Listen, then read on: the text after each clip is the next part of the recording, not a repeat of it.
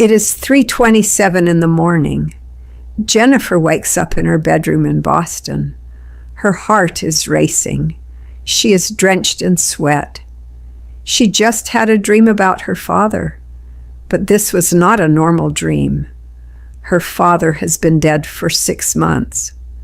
In the dream, he was sitting at the edge of her bed. He was not speaking, but she heard him clearly. He said, "Check the attic. There's something I need you to find." Jennifer sits up. The room is empty. The air is cold. She feels a presence, as if someone just left the room. She tries to tell herself it was just a dream, just her grief playing tricks. But deep down, she knows this was not a dream. What if I told you that when you dream of someone who has died, it is not your mind creating images? What if I told you that the person is actually visiting you, reaching across the boundary between life and death? Elisabeth Kübler-Ross spent 40 years researching death. She sat at thousands of deathbeds. She interviewed thousands of people who had near-death experiences.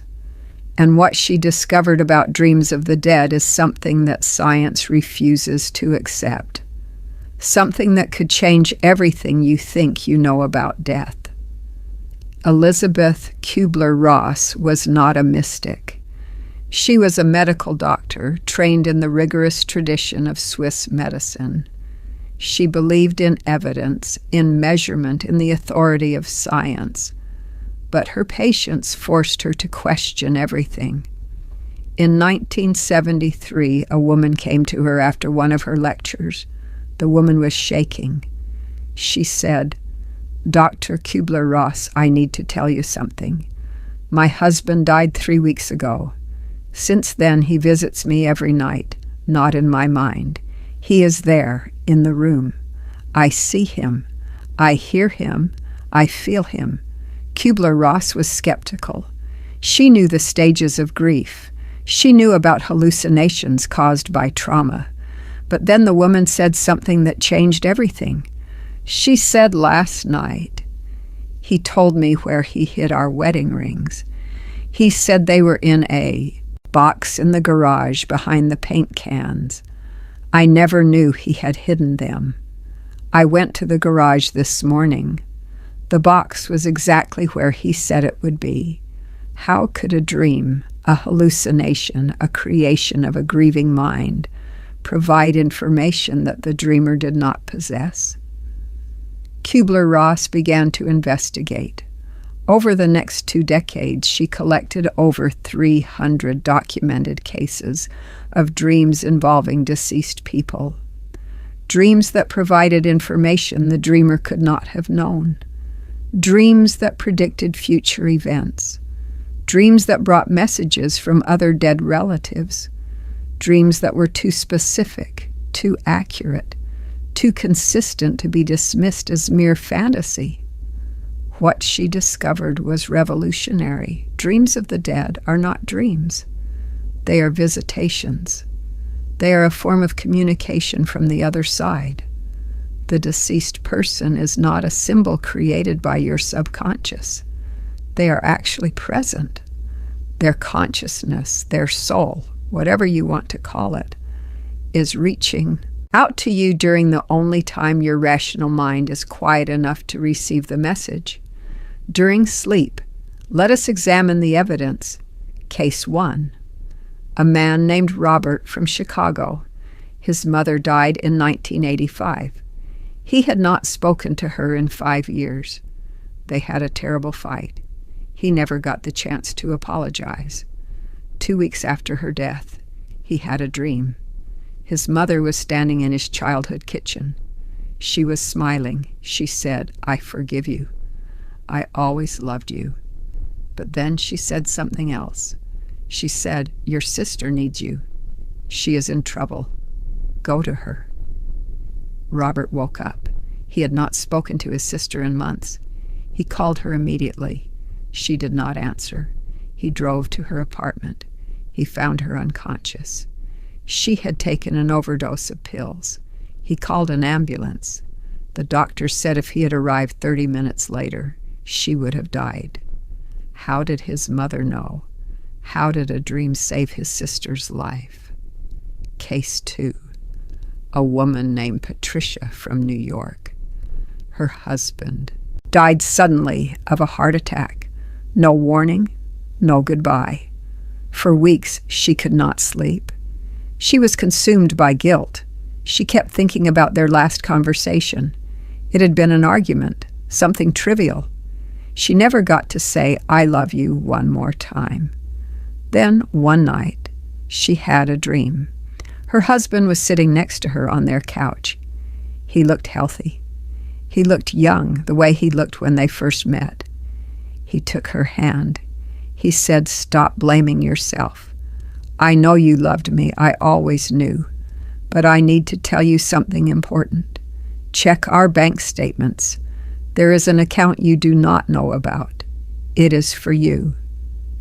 Patricia woke up confused. What account? Her husband handled their finances. She went through their paperwork. She found nothing. But the dream stayed with her. It felt so real. She went to their bank. She asked if there were any accounts under her husband's name that she did not know about.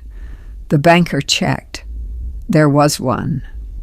A savings account her husband had, opened 20 years ago. He had been putting money into it every month, $50, for 2 decades. The account had $37,000. He had been saving for her, for their retirement. She never knew. How did she dream about something she had no knowledge of? How did her deceased husband guide her to money she did not know existed?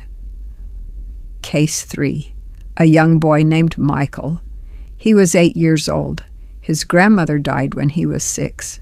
He barely remembered her, but one night he had a vivid dream. His grandmother was in his room. She was wearing a blue dress with white flowers. She was holding a small wooden box. She said, "Tell your mother to look in my closet, behind the shoes.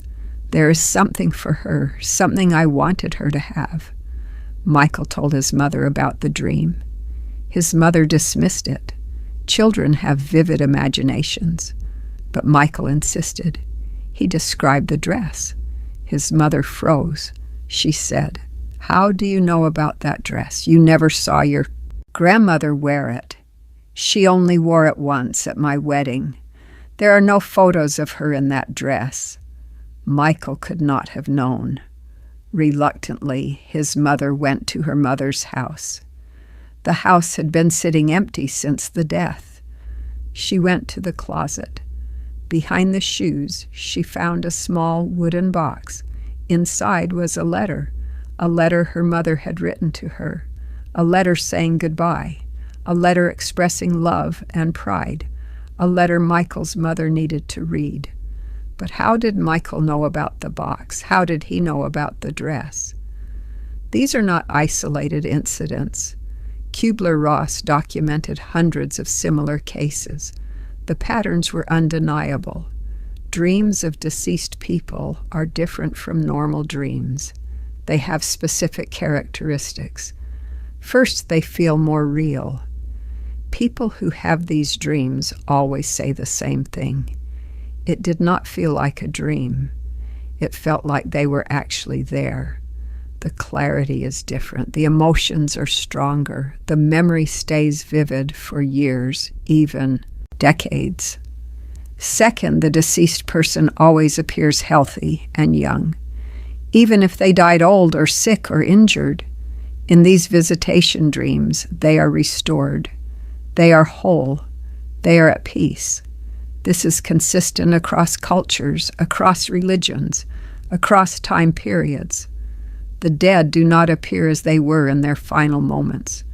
They appear as they were in their prime. Third, there is always a message. The deceased person does not just appear to say hello. They come with purpose. Sometimes it is a message of forgiveness. Sometimes it is a warning. Sometimes it is practical information. but there is always something they need to communicate, something important. Fourth, the dream often happens at a critical time, when the living person is in danger, when they are making a major decision, when they need guidance. It is as if the deceased person is watching, waiting for the moment when their intervention is needed. This is not random. This is intentional. So why does this happen? During dreams? Why not when we are awake? Kübler-Ross had a theory. She believed that our rational mind, our conscious awareness, is too loud during waking hours. We are bombarded with sensory input. We are focused on survival, on tasks, on responsibilities. There is no space for communication from another dimension. But during sleep, the rational mind quiets. The barriers between worlds become thinner. This is when the deceased can reach us. Think about it. How many times have you felt the presence of someone who died? A sudden memory, a familiar smell, a feeling that they are nearby. We dismiss these experiences. We tell ourselves it is just grief. It is just our imagination. But what if it is not? What if they are actually there trying to communicate, and we are too distracted to notice? Dreams are the one time when we cannot ignore the message. When we are asleep, we are vulnerable. We are open. The walls we build during the day come down. This is why visitation dreams are so powerful. They bypass our skepticism. They bypass our fear. They deliver the message directly. But there is something else, something even more disturbing. Kübler-Ross discovered that these visitation dreams are not limited to people we knew. Sometimes deceased strangers appear in our dreams, people we never met, people who died before we were born, and they bring messages too. Messages that change lives, messages that cannot be explained. Case 4. A woman named Laura from California. She had a recurring dream for 6 months. In the dream, a young woman appeared. The woman was wearing old-fashioned clothes from the 1940s. She had dark hair and sad eyes. She kept saying the same thing. "Tell my daughter I am sorry. Tell her I did not want to leave her. Tell her it was not her fault." Laura did not know who this woman was. She had never seen her before. But the dream was so persistent, so emotional, that Laura started to investigate. She described the woman to a friend. The friend said, "That sounds like my grandmother." She died in 1948. Laura met the friend's mother. She described the dream. The mother started crying. She said, "I have spent my entire life thinking my mother abandoned me. She died when I was 3. I always believed she did not love me." Hearing this message, even through a stranger's dream, changes everything. How did Laura dream about a woman she never met? How did she receive a message meant for someone else? This suggests that consciousness after death is not limited by physical relationships. The deceased can communicate with anyone who is open to receiving the message. The scientific community rejects all of this. They say these are just coincidences. They say the human mind is capable of creating elaborate fantasies. They say grief makes us vulnerable to wishful thinking. But Kübler-Ross asked a simple question. If these are just dreams, why are they so consistent? Why do people from different cultures, different religions, different time periods, all report the same characteristics? Why do these dreams provide information the dreamer could not possibly know? Science has no answer, because science operates within a materialistic framework. Consciousness is the brain. When the brain dies, consciousness ends. There is no soul. There is no afterlife. There is nothing beyond death. But Kübler-Ross saw something different. She saw evidence that consciousness continues, that death is not the end, that the boundary between life and death is more permeable than we think. She believed that when we die, our consciousness does not disappear. It transitions. It moves to another state of existence. And from that state, we can still interact with the living, not physically, but through dreams, through subtle signs, through moments of intuition. The deceased are not gone. They are transformed, and they are still with us. This idea is not new. Ancient cultures understood this. Indigenous traditions speak of ancestors visiting in dreams. Tibetan Buddhism teaches that the consciousness remains active for 49 days after death. Many religions have rituals for communicating with the dead, but modern Western culture has forgotten this knowledge. We have medicalized death. We have made it sterile. We have removed the spiritual dimension. Kübler-Ross spent her life trying to restore this dimension. She wanted people to understand that death is not an ending. It is a transition, and that transition includes the possibility of continued contact. This knowledge is not meant to scare us. It is meant to comfort us. It is meant to remind us that love does not end with death, that relationships continue, that the bonds we form in life transcend physical existence. So what should you do if you dream of someone who has died? First, do not dismiss it. Do not tell yourself it was just a dream. Pay attention. What was the message? What did they say? What did they show you? Write it down immediately. Visitation dreams fade quickly if you do not record them, but they are important. They may contain information you need. Second, look for verification. Did the dream provide specific details, names, locations, information you did not know? Investigate. You may discover that the dream was giving you real information, information that could change your life. Third, respond. If the deceased person asked you to do something, do it. If they asked you to forgive someone, forgive. If they asked you to check on someone, check. They are reaching out for a reason. Honor that, respect that, even if you are not sure whether it was real, even if you have doubts. Acting on the message shows that you are open to the possibility of connection. Fourth, create space for more visitation dreams. Before you go to sleep, speak to the deceased person, out loud or in your mind. Say, I am open to hearing from you. I am ready to receive your message. This intention setting creates a bridge. It signals to the other side that you are willing to communicate. And finally, do not be afraid. Many people fear these dreams. They worry that seeing the dead means something is wrong, that it is a bad omen. But Kübler-Ross taught that these visitations are acts of love. The deceased come because they care, because they want to help, because the bond you shared in life continues after death. There is nothing to fear. There is only connection. Jennifer, the woman who dreamed of her father, went to the attic. She found a box hidden under old blankets.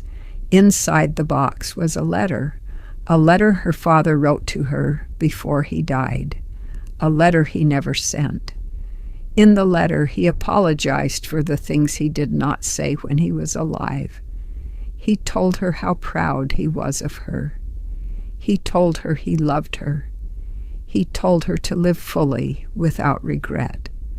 Finding that letter healed something in Jennifer.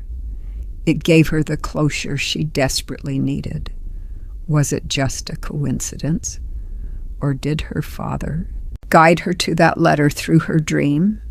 Jennifer knows the truth, and so do hundreds of others who have experienced visitation dreams. The dead are not silent. They are speaking. The question is, are we listening? Elisabeth Kübler-Ross spent 4 decades at the threshold between life and death. She witnessed thousands of final breaths and documented hundreds of impossible encounters. Her research reveals a truth that makes both scientists and skeptics uncomfortable.